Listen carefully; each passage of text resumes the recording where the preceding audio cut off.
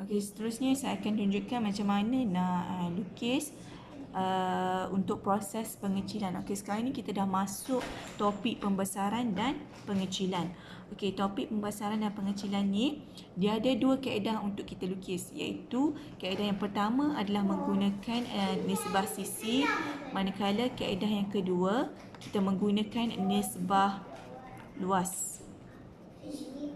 Ingat ada dua kaedah, satu kaedah nisbah sisi dan kaedah yang kedua adalah secara nisbah luas. Okey, kaedah yang kedua saya dah upload dalam YouTube. Awak boleh tengok. So, okey, seterusnya kita tengok. Okey, contohlah dia tak bagi tahu kecilkan ataupun besarkan. So, macam mana kita nak tahu gambar rajah ni perlu dikecilkan atau dibesarkan? Kita tengok kepada nisbah yang dia bagi. Dia bagi nisbah 3 nisbah 4 kan? 3 nisbah 4. Okey, kat sini aku ingat nisbah yang di belakang ni, iaitu 4 ni adalah nisbah bagi rajah soalan. Maknanya rajah ni lah, nisbah 4 ni adalah rajah ni, rajah soalan ni. Okey, manakala 3 ni ataupun nisbah di bahagian kiri ni adalah nisbah bagi rajah yang kita lukis. Okey, awak tengok kan? 3 nisbah 4, rajah nisbah untuk rajah yang kita lukis ni lagi kecil daripada rajah soalan kan, nisbah bagi rajah soalan kan. So ini adalah proses pengecilan. So ini adalah proses pengecilan.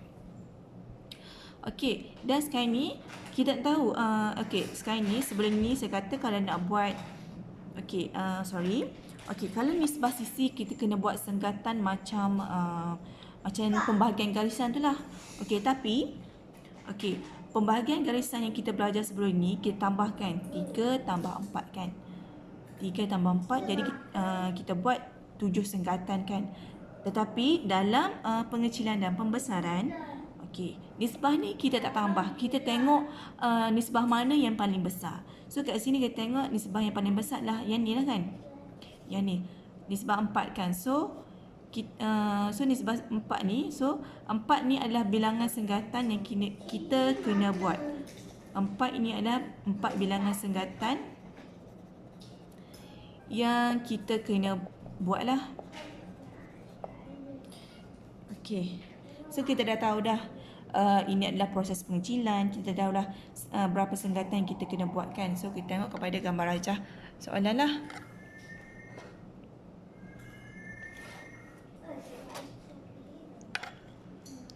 Tengok pada gambar rajah soalan.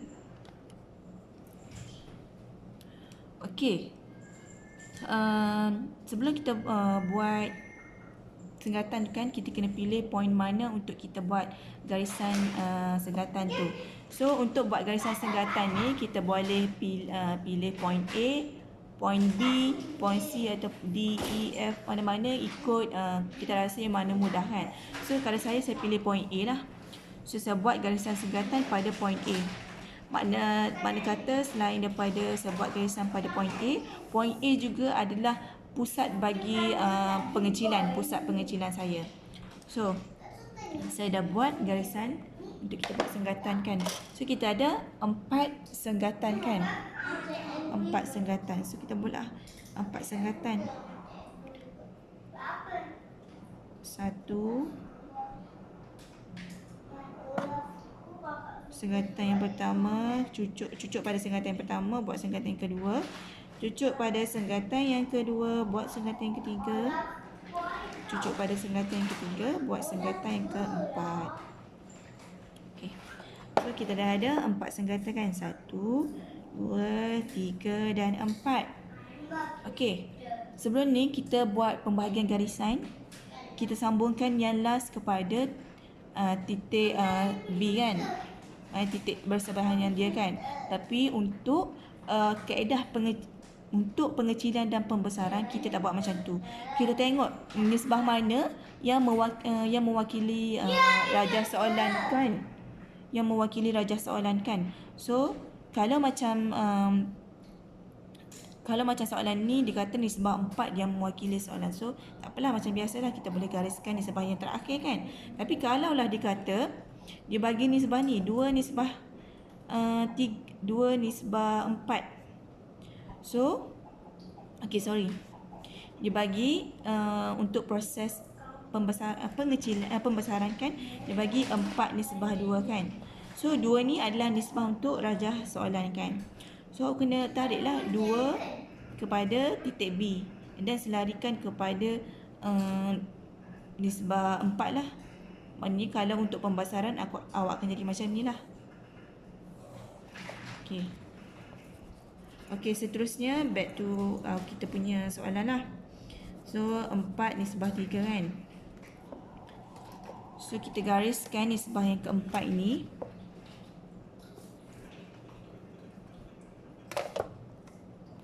Kita gariskan nisbah yang keempat ni kepada point sebelahan dia, iaitu point B.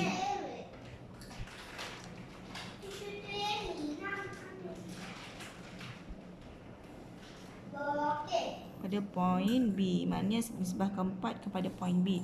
Kemudian kita selarikan. Dia kata 3 nisbah 4 kan. So selarikan kepada nisbah yang ketiga.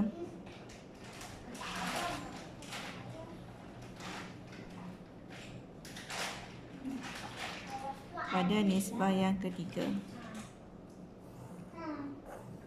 So kita akan dapat, kat sini dia bersila dengan garisan AB kan. So kat sini adalah titik B prime. Sebenarnya kita cari titik B prime sebenarnya.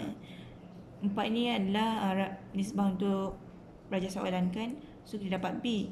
So 3 ni rajah yang kita akan lukis, kita tandakan sebagai B prime. Okey, bila dia dapat macam tu, seterusnya adalah kita kena buat garisan pancaran. Garisan pancaran ni dia berpusat pada A. Sebab A adalah pusat pengecilan kita kan. So pastikan setiap bucu-bucu sama ada dia bertanda atau tak, kita gariskan garisan pancaran.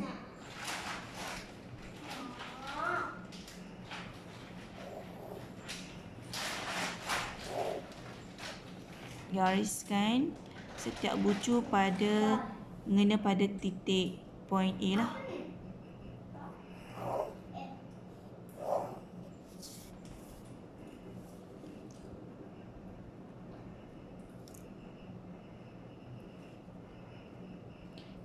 Kita gariskan.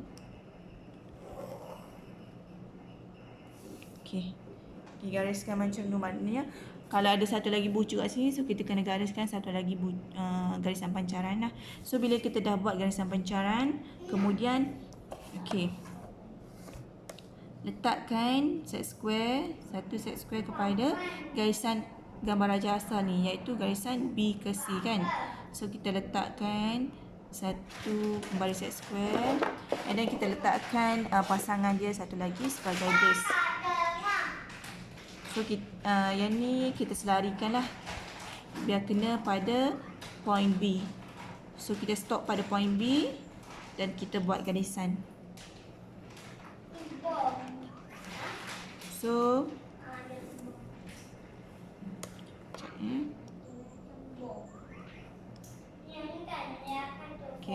so kat sini kita dapat C prime.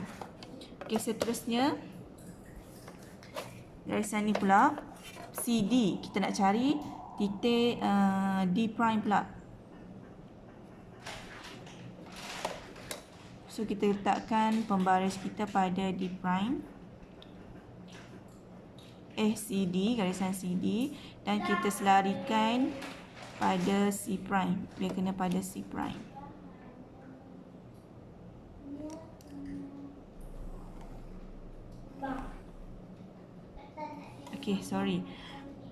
Yang ni saya nak pesan buat garisan hingga kena.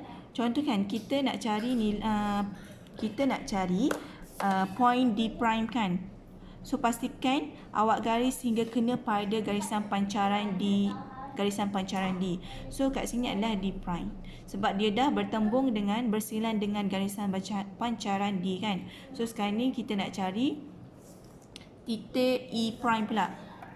So ambil garisan DE.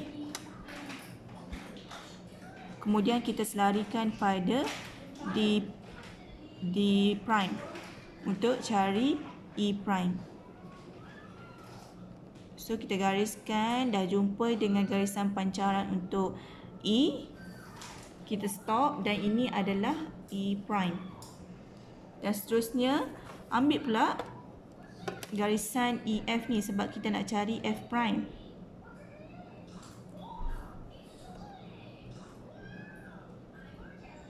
F prime. So kita selarikan dia biar kena pada E prime, and then buat garisan biar kena pada paksi pada garisan pancaran F. Garisan pancaran F iaitu di sini. So kat sini kita dapat F prime. So gambar rajah dia yang akhir adalah ni, saya tebalkan.